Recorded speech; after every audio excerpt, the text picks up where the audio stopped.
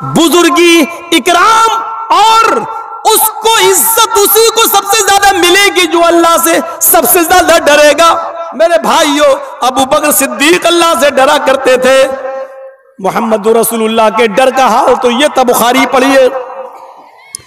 अपनी बीवी आयशा की रान पर, इस पे गोद, इस पे पैर के, ये रान बोलते, रान, इस पर आप लेटे हुए हैं अम्मी आयशा की गोद में, और अचानक आपने अपनी लौंडी को आवाज दी, अपनी खादिमा को, काम करने वाली को आवाज दी।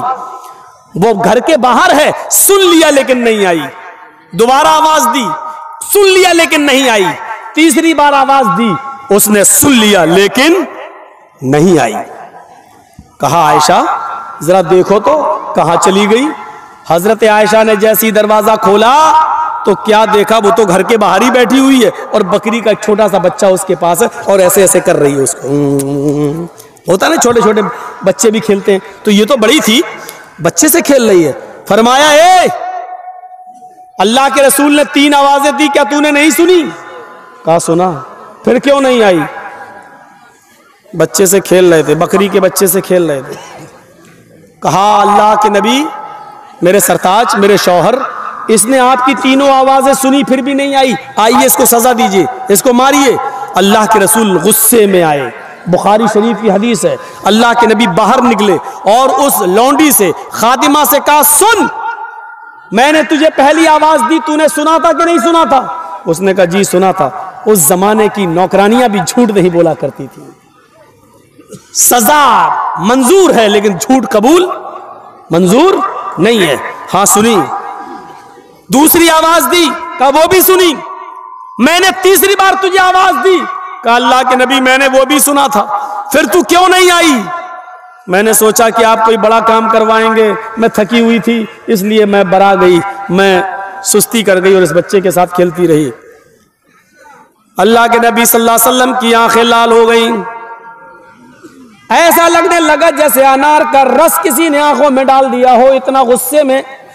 आपने गुस्से में मिसवाक उठाई, ये कान में आपके मिसवाक लगी हुई थी। बुखारी शरीफ के अल्फाज, मिसवाक आपने आप मिसवाक कान में लगा लेते थे, जब भी नमाज का टाइम हुआ मिसवाक की फिर कान में लगाई, नमाज पढ़ना शुरू।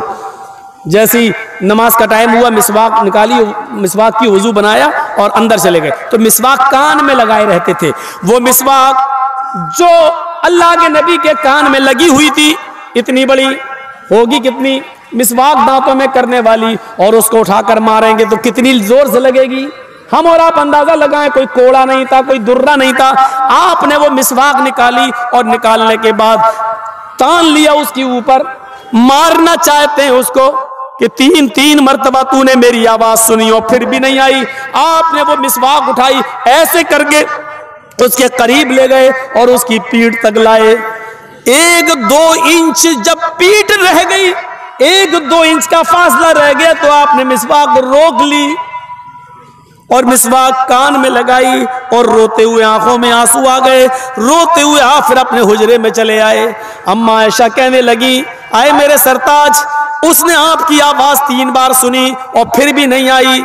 फिर आपने गुस्से में मिसवाक भी निकाली। मैंने सोचा 5-6-10 मिसवाक आप उसको मारेंगे, लेकिन आपने एक भी नहीं मारी। मिसवाक उठाई और आपने उसको तान लिया, उसकी पीठ के करीब तक ले गए, लेकिन रोक लिया, आपने मारा नहीं। ऐसा क्यों? बल्कि खुद रोने लगे। फरमाया, आयशा आयशा, मैंने गुस्से में मिसवाक उठा ली, मैंने उठाकर उसको मारना चाहा। जैसे ही मैं मारते हुए, खींचते हुए उसको उसकी पीठ तक ले जाने लगा, मेरे जहन में ये सवाल आया, आए मोहम्मद सल्लल्लाहु अलैहि वसल्लम, उसने जो गलती की है तुझे नहीं मालूम उस गलती की सजा कितनी है? ये तेरा मिसवाक मारना और मिसवाक से उसकी पीठ पर इतनी जोर से लग जाना, कहीं ऐसा ना हो ये तेरी दी हुई सजा उसके जुर्म से, उसकी गलती से कहीं ज्यादा ना हो जाए। उसने जो गलती की है उसकी गलती से ज्यादा मेरी मार, उसकी तकलीफ उसकी गलती से ज्यादा ना हो जाए।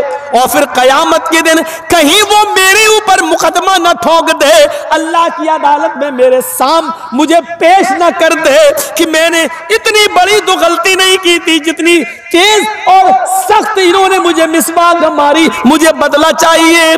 जैसी कयामत के दिन सवाल और जवाब का एहसास मेरे दिल में आया, मैंने मिसवाक रोक ली।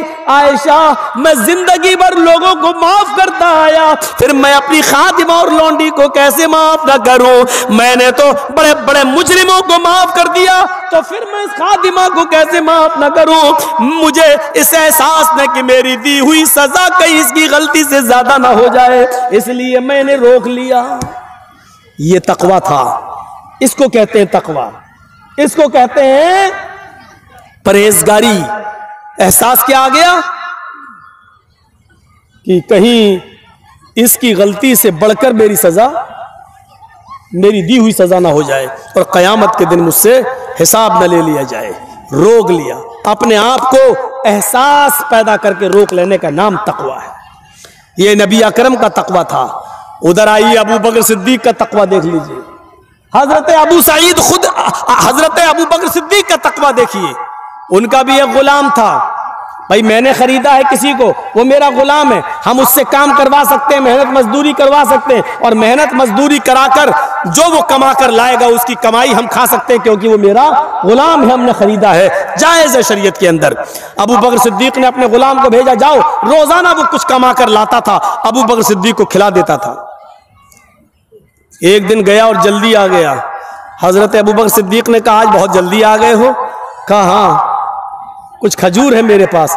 अरे लाओ यार, जल्दी लाओ, मुझे भूख लग रही है, आज बहुत तेज भूख है, कुछ मिला ही नहीं खाने को। उसने खजूर रख दिए और अबू बकर सिद्दीक ने एक खजूर उठाया और खाया। वल्लाह, एक, अल्लाह की कसम, एक खजूर उठाया और खा लिया। गुलाम कहने लगा अबू बकर से, अमीरुल मोमिनीन, रोजाना आप हमसे पूछा करते थे आज क्या करके आए हो, कितनी मेहनत की, और जब देख लेते थे कि ये मजदूरी हलाल है या हराम तब आप खाते थे, और आज तो आपने पूछा ही नहीं। तो हजरत अबू बकर ने कहा, रोजाना तुम हलाल मेहनत करके हलाल कमाई कमा कर ही लाते थे, आज भी लाए होगे, आज भूख लगी, पूछा नहीं, खा लिया। गुलाम ने कहा, आज ही मैंने मेहनत नहीं की। क्या? का रोजाना मेहनत करके लाता था, आज मेहनत नहीं की। तो अब पता नहीं, आपके लिए हराम हो सकता है, मेरे लिए तो हलाल है, हम तो खूब खाएंगे। कहा, अच्छा ये बताओ ये लाए कहां से हो? कहा, अमीरुल मोमिनीन, लक़द तकहनतु, मैंने कुछ महीने पहले एक आदमी से कहानत गढ़ी थी। कहानत, झूठ बोला था। क्या? वो अपनी बीवी के साथ जा रहा था, बीवी के पेट में बच्चा था, पेट बड़ा था, तो मैंने उसके पेट के बड़ेपन को देखा, तो मुझे तो मालूम नहीं था कि लड़का था कि लड़की। तो मैंने अपने दोस्त से कहा कि भाभी को लड़का होगा, ऐसे ही कह दिया मैंने। अच्छा, तो उसने पूछा तुम्हें कैसे मालूम? तो मैंने उससे कहा, अरे मैं तो बहुत पहुंचा हुआ आदमी हूं, पेट देख के और औरत की चाल चलने से, उसके कदम से मैं पहचान लेता हूं कि पेट में लड़का है कि लड़की। जा, लड़का होगा। आज 5-6 महीने के बाद उसको लड़का ही हुआ है। मैंने तो धूल में लाठी मारी थी और लग गई निशाने पर। मैंने तो ऐसे ही झूठ बोल दिया था और वो सच्ची हो गई, तो वो खुशी में लेके आया, मुझे बहुत बड़ा पीर समझने लगा, बाबा समझने लगा। लो, तुमने सही बताया था वो खजूर, आज मुझे काम ही नहीं करना पड़ा, मैं मेहनत किए बगैर इधर आ गया, खाइए। हजरत अबू बकर सिद्दीक कहते हैं, ये बात तुमने मुझे पहले क्यों नहीं बताई? माँ के पेट में बेटा या बेटी, इसको अल्लाह के अलावा कोई नहीं जानता, और तूने तो झूठ गढ़ा था उसके साथ। हाँ, मैंने झूठ गढ़ा। पानी लाओ, पानी पिया। अब सुनो बुखारी के अल्फाज, हजरत अबू बकर सिद्दीक पानी पी गए, 1 गिलास 2 गिलास पानी पिया, फिर ये 3 उंगलियां हलक में डाली, आ करके कै किया, थोड़ा सा खजूर बाहर निकला, फिर पानी पिया, फिर उंगली डाली, फिर कै किया, फिर थोड़ा सा खजूर बाहर निकला, फिर फिर पानी पिया, फिर उंगली डाली, फिर कह किया, उस वक्त तक पानी पीते रहे और उल्टी करते रहे, वॉमिटिंग करते रहे और खजूर निकालते रहे, जब तक यकीन नहीं हो गया कि जितना खजूर मैंने खाया था सारा मेरे पेट से निकल गया। जब यकीन हो गया कि हाँ निकल गया होगा, तब खामोश हुए और क्या कहते हैं, जो हराम का एक लुकमा खाता है, जो हराम का एक लुकमा खाता है, अल्लाह ताला उसके दिल पर सियाह नुक्ता बिठा देता है, अल्लाह ताला उसके दिल पर एक काला नुक्ता बिठा देता है। अगर वो तौबा कर लेता तो अल्लाह उस नुक्ते को मिटा देता है, और अगर वो तौबा नहीं करता है तो वो नुक्ता बढ़ते बढ़ते बढ़ते बढ़ते पूरे दिल को काला कर देता है। और जब इंसान का पूरा दिल काला हो जाए, जब इंसान का पूरा दिल काला हो जाए, तो फिर वो सोचता नहीं है कि ये माल मेरे पास जो आ रहा है वो हलाल का या हराम का, आने दो आने दो, जहां से आ रहा है आने दो। फिर उसको हलाल और हराम की तमीज उड़ जाती है। ये तकवा था, एक खजूर खा लिया, उसको भी निकाल दिया।